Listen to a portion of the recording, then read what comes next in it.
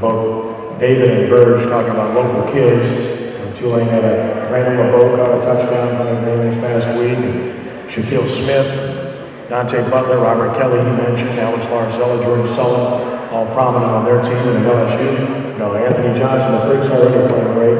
He's a true freshman. Odell Beckham and Chris Falk from North Shore to go along with that. Brandon Taylor from Franklinton, PJ Lonergan from Rummel, Jarvis Landry from Lutcher, Tyrann Matthew from St. Aug, Odell Beckham was mentioned from Newman. So a lot of local kids making their mark in both programs right now.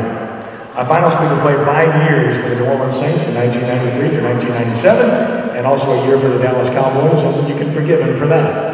He returned 3 kicks for touchdowns, 2 punts for touchdowns, while a member of the New Orleans Saints. He added 4 interceptions, and he led the NFL in kickoff return yardage in 1994, 1995, and 1996. He was a Pro Bowl player in 1993 for the Saints, and of course was a standout at St. Augustine High School before heading to Nebraska. Please give a warm quarterback applause welcome to Tyrone Hughes. Tyrone?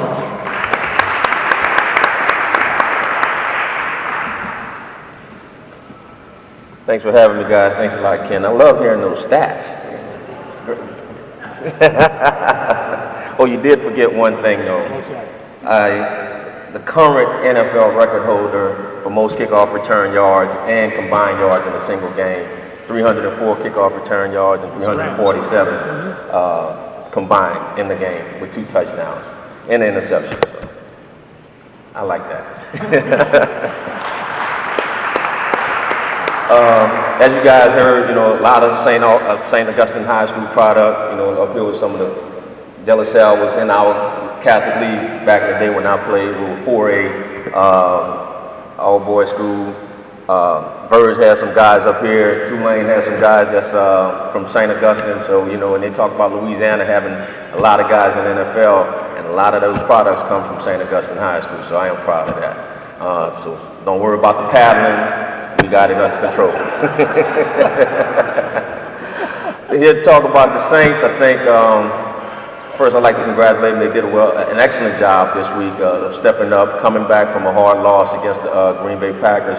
I think all aspects were addressed by the coaches. You saw that, everybody was talking about the defense from the Green Bay game and putting them down, but I think one thing they did miss was the fact that the offense only scored 18 points in that Green Bay game. You had a punt return and you had a field goal. So, I mean, that, those 34 points were kind of skewed in what the offense did. So I think they needed to pick up their game also, which is one of the things they did. Obviously, Drew Brees was Drew Brees.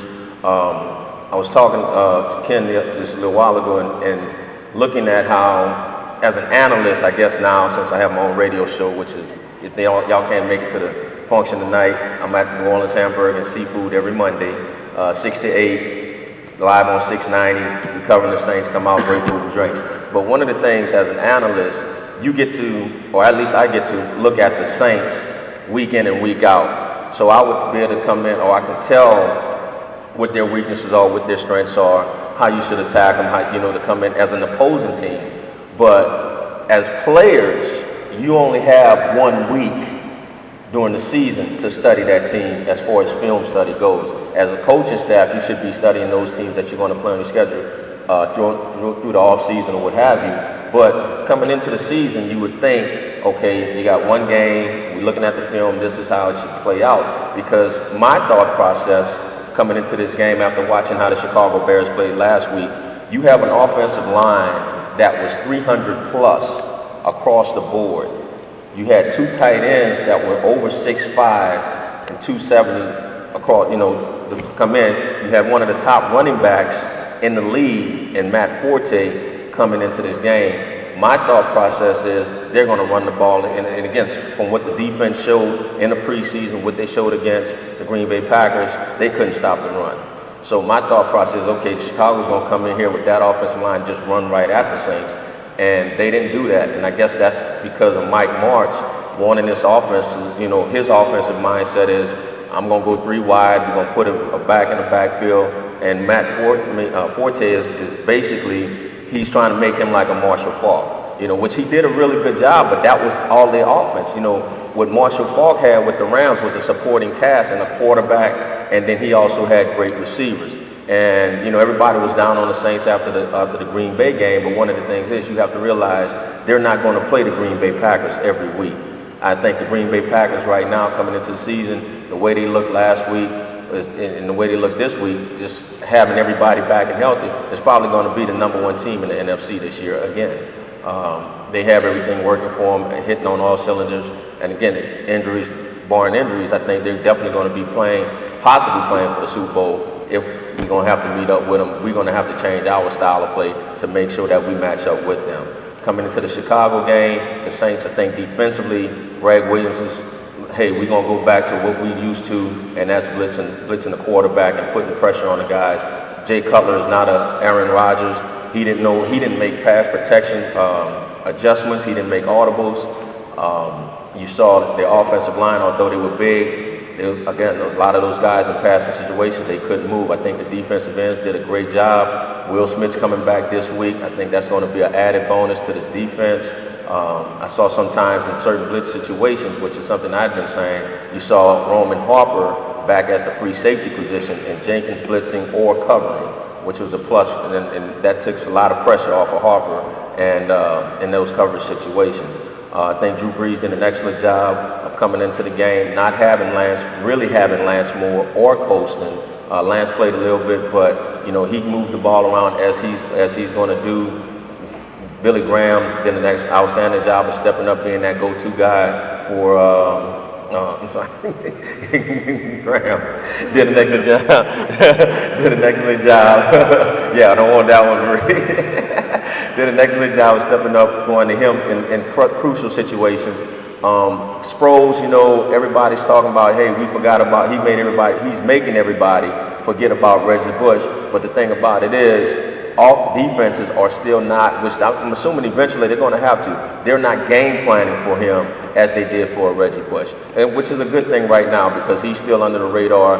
I don't know why, because he did the same thing in San Diego. I think this is geared for what they're doing. The way they're using him is an excellent way for them to keep teams off balance. I don't know why when we're running the ball, we don't keep Pierre in there because for whatever reason, I know we got Mark Ingram, but when Pierre's in that game, for whatever reason, it seems like he just refuses to go down, and he's always moving forward. He's coming out of piles, keeping his legs moving, getting those 3, 4, 5 extra yards, and he's done an excellent job. So I think offensively, defensively, we did an excellent job. I think special teams wise, we still have to work on some more of those aspects, but I think a lot of that came from the lack of time by having a lockout, by not having as much time in training camp. Those coaches weren't able to address those situations.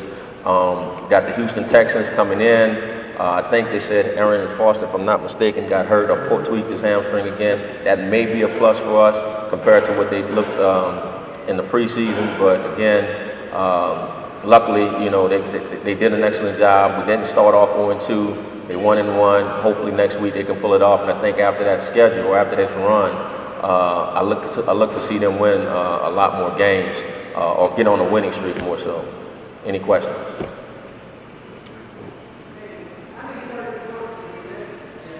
How many third and shorts did they miss? 3.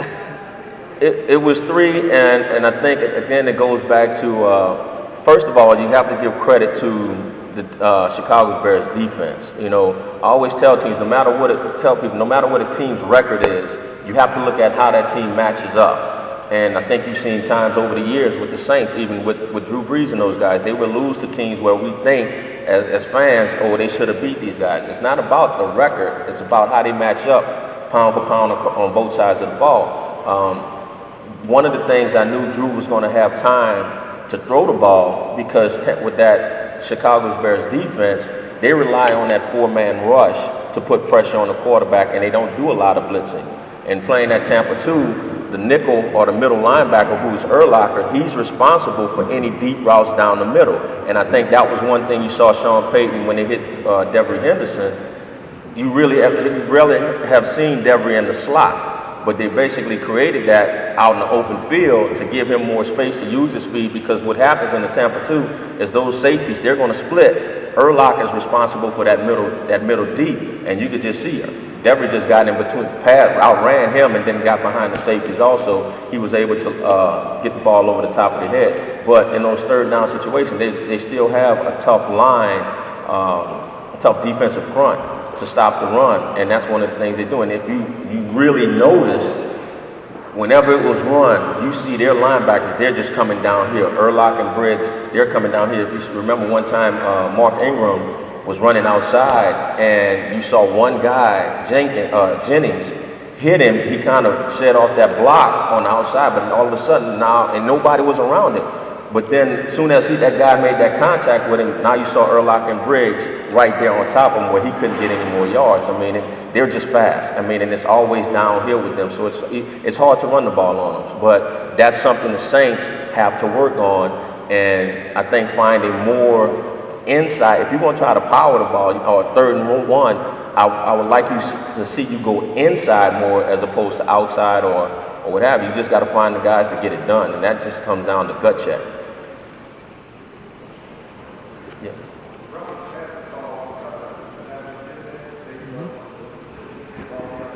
Okay.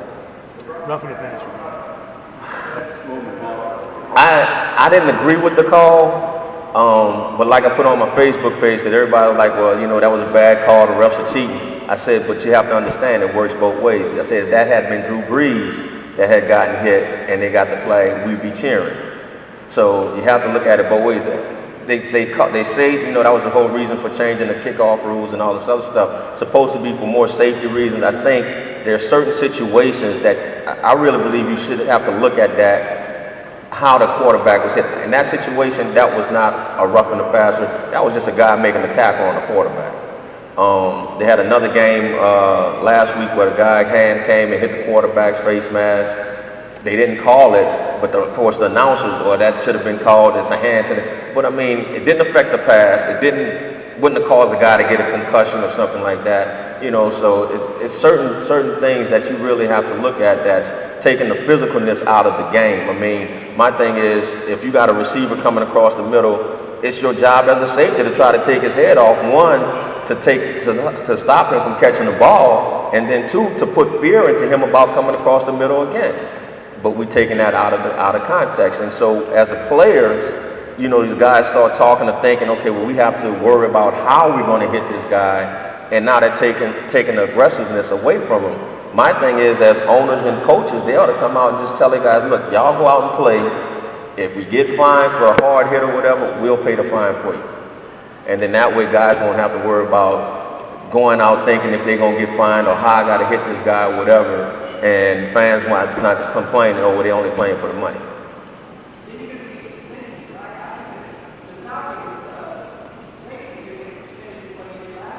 And that might happen because, again, if the referee doesn't catch it, then obviously you got Big Brother up over here. They're going to go back and look at the films. But, again, I don't think it's something that warrants a suspension. It was a good hit. You know, he went low, the receiver was low, helmet to helmet, what have you. It was a good hit.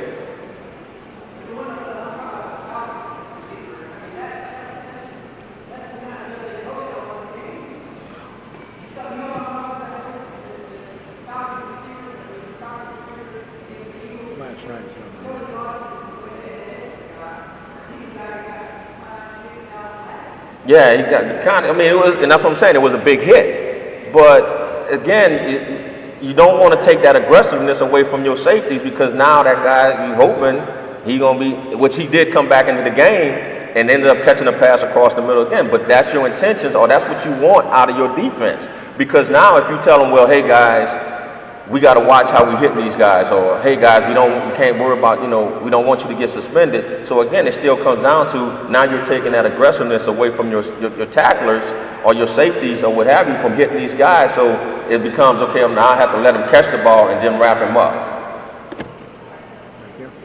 You gonna get suspended, or you won't be on the team. Yeah.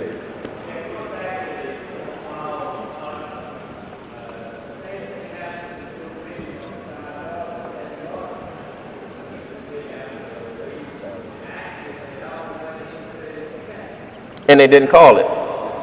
No call. And then then you also had the play where, and I would agree.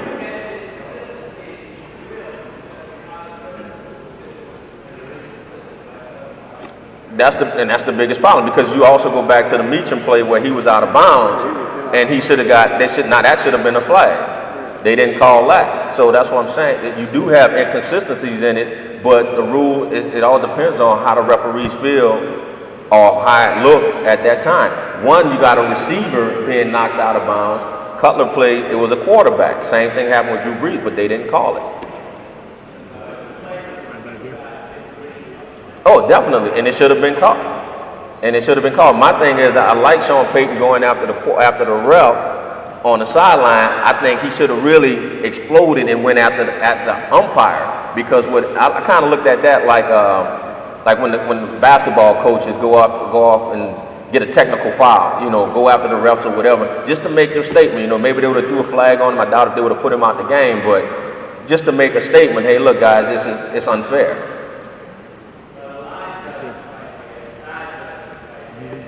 Timeout. I want to see the umpire. Yes.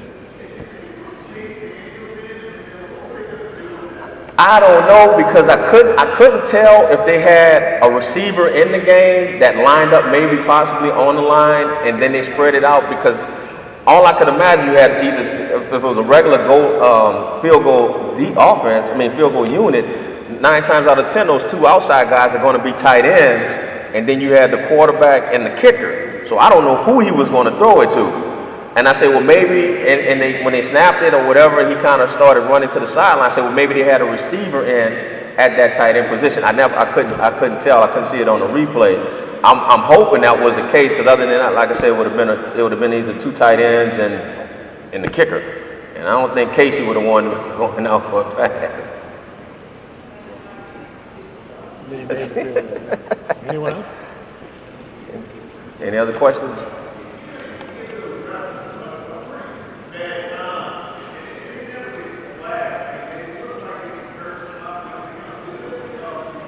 Oh yeah, I mean there's some words that come out on the sideline at these referees. I mean, they're pretty thick-skinned, It doesn't get too bad where, like I said, in the basketball games, you're gonna get technical fouls, but you can't do that in football. You might get the flag, or they're gonna end up having to throw you out the game or something like that. That's why I said I would have called timeout first, brought the ref over, talked to him, or went off on him right there, but they wasn't doing the timeout. So. No, you can't. No Bobby Nice now. Anyone else? Yes. It's New Orleans Hamburger and Seafood on St. Charles, 4141 St. Charles Avenue. It's every Monday from 6 to 8. They got great food specials, great drink specials. Got a live mic, or you can listen to it on the radio at 690 AM or 104.9 FM. Thanks a lot, guys. I appreciate it. Thank you, Tyrone. The Saints against the Houston Texans is coming Sunday in the Superdome at noon. I want to thank Tyrone for being here. Thank Bert Josbury for making the trip down from LSU. Also, thanks to Corey Portalow and Noah Sound Cavaliers taking on Jesuit, Friday night in Pan American, and David Fox at Tulane and Green Bay taking on Duke on the road this coming Saturday. Next week we'll be here on Monday. Among our speakers will be Coach Jay Raw from Rommel, also Renee Maynard, Tiger Vision, and ESPN, among others. So we hope to see you then. Thanks for being with us today. We have the quarterback club. God bless you.